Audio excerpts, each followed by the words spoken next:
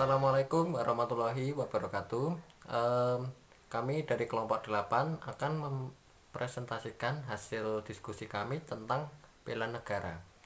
Nah, sebelumnya saya akan memperkenalkan rekan-rekan saya dari kelompok 8. Yang pertama itu saya, yaitu Muhammad Sultan, NPM 19144600007. Lalu kedua, Wahyu Puspa Mawarni Utami, NPM 19144600027.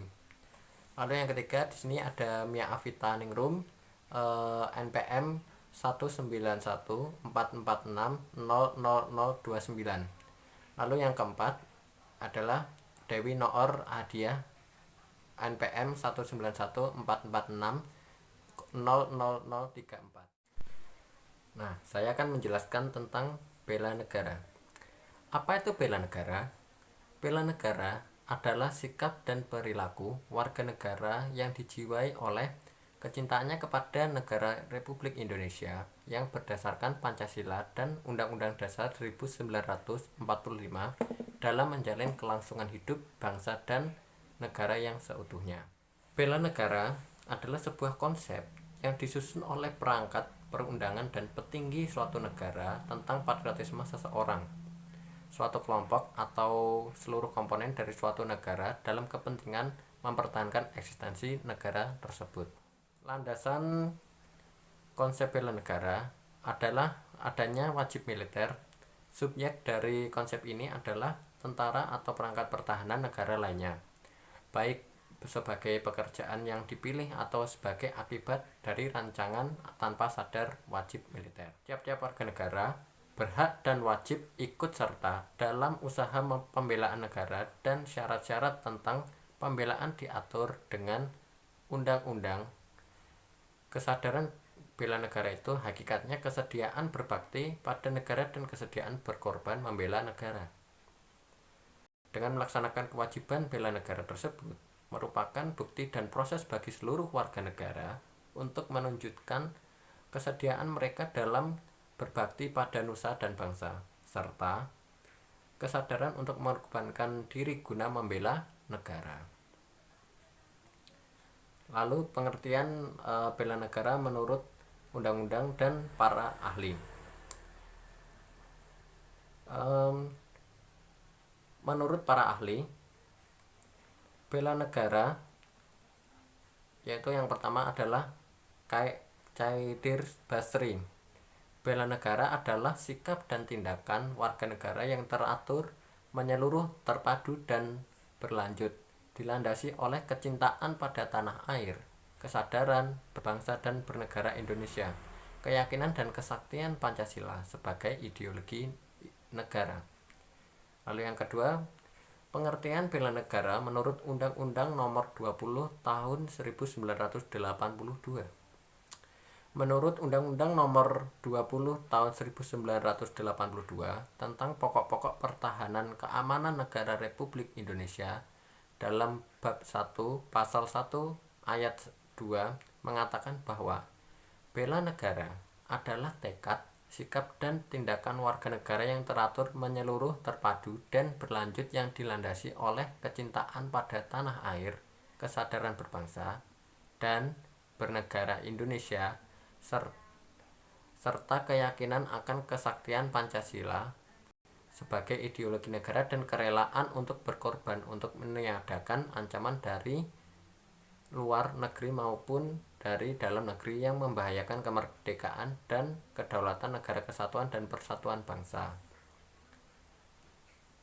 Lalu pengertian yang ketiga, pengertian bela negara menurut Undang-Undang RI Nomor 59 Tahun 1999. Menurut Undang-Undang Republik Indonesia Nomor 56 Tahun 1999 tentang rakyat terlatih, menjelaskan bahwa bela negara adalah sikap dan perilaku warga negara yang dijiwai oleh kecintaan kepada negara kesatuan Republik Indonesia yang berdasarkan Pancasila dan Undang-Undang Dasar 1945 dalam menjamin kelangsungan hidup bangsa dan negara.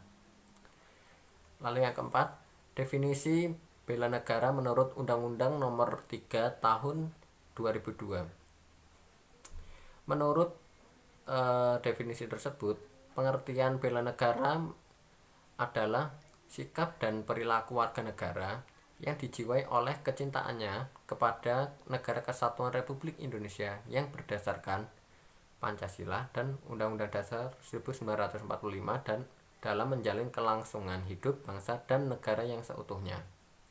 Menurut Darji Darmo Diharjo, yaitu yang kelima, bela negara dilandaskan doktrin keamanan nasional guna berusaha menciptakan sistem pertahanan keamanan nasional yang mampu menyukseskan dan mengamankan perjuangan nasional pada umumnya. Lalu yang keenam, menurut Sunarso. Menurut Sunarso, bela negara mengandung 4 hal esensial yang harus dibela, yaitu 1. Kemerdekaan dan kedaulatan negara. 2. Kesatuan dan persatuan bangsa. 3. Keutuhan wilayah dan yurisdiksi nasional. Dan 4. Nilai-nilai nasional dan Undang-Undang Dasar 1945. Lalu yang keenam, menurut Purnomo Yusgiantoro, pengertian bela negara menurut Purnomo Yusgiantoro, sikap perilaku warga negara yang dijiwai oleh kecintaan kepada Negara Kesatuan Republik Indonesia berdasarkan Pancasila dan Undang-Undang Dasar 1945 untuk menjamin kelangsungan hidup bangsa dan negara, sehingga untuk menumbuhkan sikap bela negara bisa melalui suatu bentuk pelatihan yang berskala dan terus-menerus. Hal tersebut agar pelatihan dalam penumbuhan sikap bela negara bisa berhasil secara maksimal. Lalu yang 7, menurut Sutarman, arti bela negara menurut Sutarman dibagi menjadi 2, yakni secara fisik dan non-fisik. Bela negara fisik adalah bagi warga negara yang langsung maju perang dengan memanggul senjata. Sedangkan bela negara non-fisik adalah bela negara yang dilakukan oleh warga negara yang tidak langsung maju perang dengan angkat senjata, tetapi dilaksanakan melalui pendidikan kewarganegaraan dan pengabdian sesuai profesinya masing-masing. Lalu unsur dasar bela negara. Di dalam proses pembelaan bangsa ada beberapa hal yang menjadi unsur penting, diantaranya adalah cinta tanah air, kesadaran berbangsa dan bernegara, yakin akan Pancasila sebagai ideologi negara, rela berkorban untuk bangsa dan negara, memiliki kemampuan awal bela negara. Untuk selanjutnya akan dilanjutkan oleh rekan saya, Puspa Mawarni Utami. Saya akan melanjutkan mengenai bab bela negara dengan subbab dasar hukum bela negara. Dasar hukum bela negara dibagi menjadi 2. Yang pertama, menurut Undang-Undang Dasar 1945 yang tertuang dalam pasal 27 ayat 3 yang berbunyi, setiap warga negara memiliki hak dan kewajiban untuk ikut serta dalam upaya pembelaan negara. Yang kedua, menurut pasal 30 ayat 1 yang menyatakan bahwa tiap-tiap warga negara memiliki hak dan kewajiban untuk mempertahankan keamanan negara. Kemudian menurut undang-undang, dalam undang-undang tertuang dalam Undang-Undang RI Nomor 3 Tahun 2002, yaitu tentang pertahanan negara, yang tertuang dalam pasal 9 ayat 1. Pada pasal 9 ayat 1 menyatakan bahwa setiap warga negara memiliki hak dan kewajiban untuk ikut serta dalam bela negara, diwujudkan dengan penyelenggaraan pertahanan negara.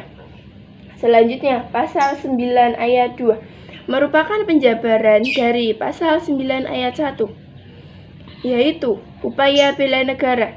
Yang pertama adalah pendidikan kewarganegaraan. Yang kedua adalah pelatihan militer secara wajib. Yang ketiga adalah pengabdian sebagai TNI, baik secara mandiri maupun sukarela. Yang keempat adalah pengabdian sesuai dengan profesi.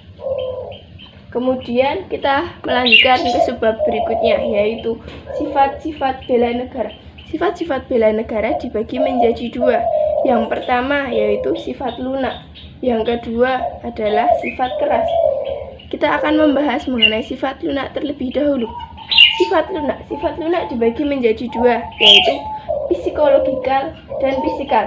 Psikologikal mengenai psikologi atau jiwa, dan fisikal adalah fisik atau jasmani. Psikologikal contohnya seperti wawasan kebangsaan, kemudian nilai-nilai luhur bangsa, kemudian pemahaman ideologi, lalu kesadaran bela negara. Selanjutnya contoh dari fisikal antara lain perjuangan mengisi kemerdekaan. Yang kedua, pengabdian sesuai dengan profesi. Yang ketiga, ikut serta dalam menjunjung tinggi nama baik Indonesia di kancah dunia. Selanjutnya kita akan membahas mengenai sifat keras. Sifat keras yaitu menghadapi ancaman militer. Menghadapi ancaman militer memiliki tiga komponen. Yang pertama, komponen utama. Yang kedua, komponen cadangan. Yang ketiga, komponen pendukung. Sekian. Nilai-nilai bela negara adalah mengenal dan mencintai tanah air agar selalu waspada dan siap membela tanah air Indonesia dalam menghadapi berbagai ancaman. Indikator cinta tanah air yang pertama, menjaga seluruh wilayah Indonesia. Yang kedua, bangga terhadap bangsa Indonesia. Yang ketiga, menjaga nama baik bangsa dan negara Indonesia. Yang keempat, ikut kontribusi dan kemajuan bagi bangsa Indonesia. Yang kelima, mencintai produk dalam negeri. Tujuan bela negara yang pertama, mempertahankan kelangsungan hidup bangsa dan negara Indonesia. Yang kedua, melestarikan budaya-budaya Nusantara Indonesia. Yang ketiga, menjalankan Pancasila dan Undang-Undang Dasar 1945. Yang keempat, menjaga identitas dan integritas bangsa dan negara Indonesia. Fungsi bela negara yang pertama, mempertahankan ancaman dari dalam maupun dari luar. Yang kedua, menjaga keutuhan NKRI. Yang ketiga, merupakan kewajiban setiap warga negara. Yang keempat, merupakan panggilan sejarah. Manfaat bela negara. Manfaat bela negara yang pertama, membentuk sikap disiplin, aktivitas, serta pengaturan kegiatan yang baik. Yang kedua, membentuk mental serta fisik yang tangguh. Yang ketiga, menanamkan rasa kecintaan terhadap bangsa dan patriotisme sesuai dengan kemampuan masing-masing. Yang keempat, berbakti kepada kedua orang tua, bangsa, agama, serta negara.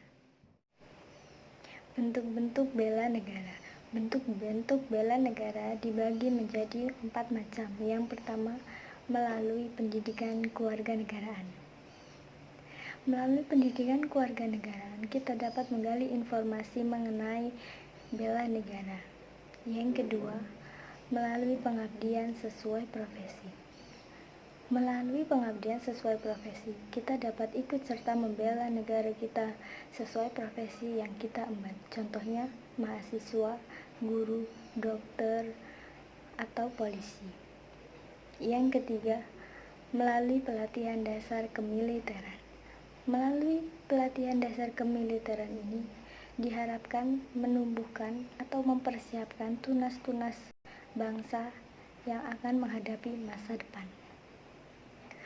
Yang keempat, melalui pengabdian sebagai prajurit baik wajib maupun sukarela.